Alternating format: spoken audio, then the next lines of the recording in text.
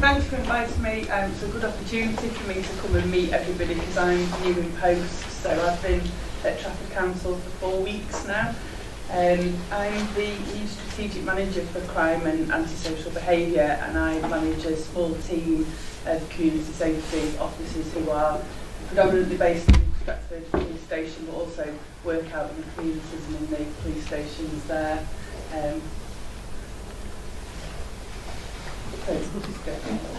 What I wanted to do was, I don't know whether we'll be circulating the slides afterwards to people who've registered. Yeah, we'll put it up on the website. Right, so. Okay. I just wanted to put some contact details on there as well, so that if you need to get hold of the team, or specifically the officer who covers this area is Verity, then you can always kind of make contact through the generic email address there, so somebody will always do that if that's always being monitored. I've also put my contact details down at the bottom, so if you need anything from me, you can get hold of me there. One of the things that we've been doing sort of recently, having been contacted by John around some of the issues in Hale, is looking at the CCTV. So you may be aware that the CCTV system that exists in Trafford at the minute is a kind of hardwired CCTV system. Ultimately, that will be getting upgraded to a wireless system. That will make it in the future easier to move, so when we've got hotspots we can kind of put resources in. As it is, what we've done is looked at all our cameras and we've made an agreement that we're going to move some of them into Hale, so that's getting done imminently. We had a survey done on Thursday just to look at the practicalities around that. That connects through to a control room. We have 7 staff in there. We share it with Salford Council.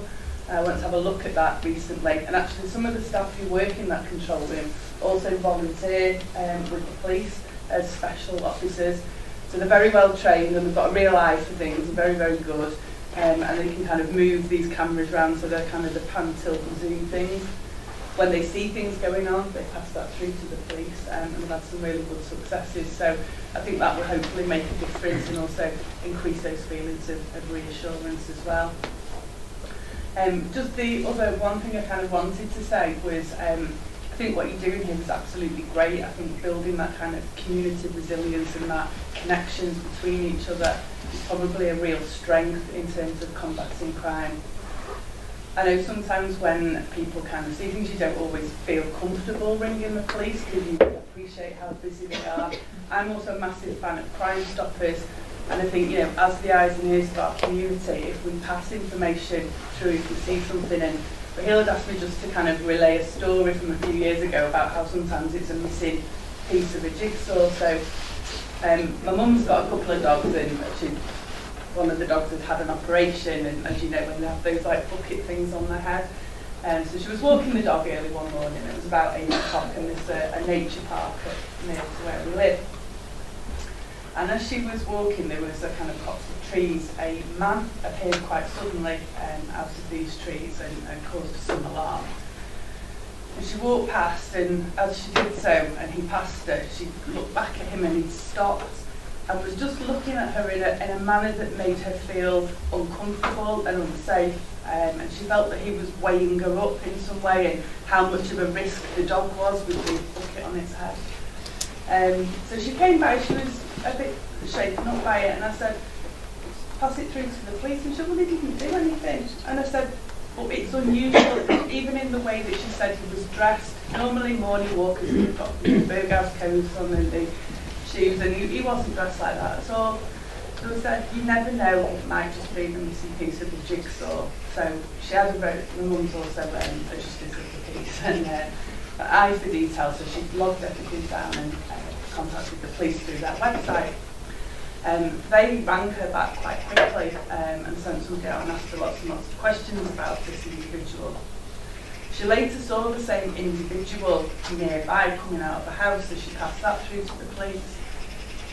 She then read a short time later that he'd been convicted of a string of sexual offences. So it was, and sometimes it is just that missing piece. One of the other things that you pointed out before is sometimes crime that happens in an area can be down to 1 or 2 people, and I think the arrests and charges you've made is really significant. I've been working in Merseyside recently. They arrested one person in crime in this little area, went down by about 80% of burglaries, and they had a history of it. And another one, I used to be a housing officer, and the police used to come in and out, and they were saying a burglar had come out of prison, burglaries had gone up, they didn't have any evidence that it was him. I'd gone to his property, none of this stuff was there, gone in his garage, none of the stuff, and one of the housing officers said, "Oh, his dad's got a lock-up over there, I've seen him shifting stuff." And we went and there was all this stolen stuff and we got a result from it. So eyes and ears, and sometimes it's that piece of the jigsaw as a community standing together to make a difference. Thank you.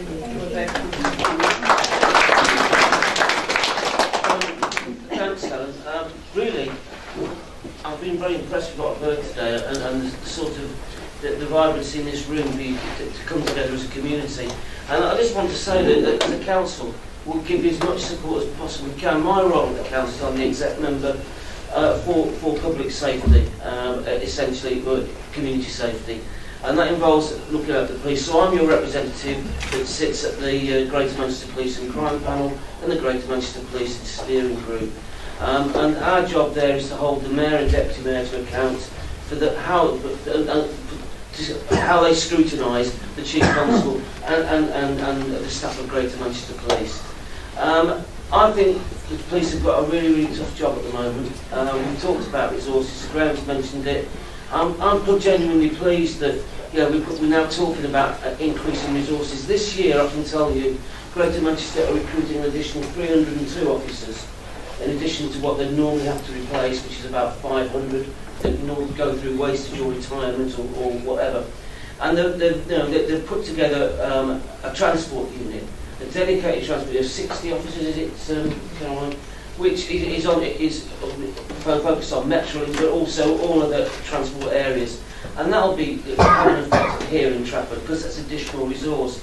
The uplift for Trafford out of the 302 at the moment, or the first lot, is an uplift of 10 officers, which is a start. But it's, as we've said before, please, ring in if you've got any concerns about suspicious circumstances, you're a victim of crime. You need to know, because that indicates what the demand is. And yet, the boast is that Trafford is the safest place to live in Greater Manchester. And long may that continue. However, it doesn't mean that we shouldn't have the required amount of resources. And that has always been the battle. It was a battle when I was a police officer for 30 years, I was a detective superintendent. And I served some time in Trafford. It's always been a relatively poor relation, but that is because of the demand factors. So I will say, please, ring in if you have been suspicious circumstances, you've been a victim of crime, your house has been looted. It's not a waste of time. Please let the police know. And really, thank you very much for having us here today. I think it's been a very, very useful meeting.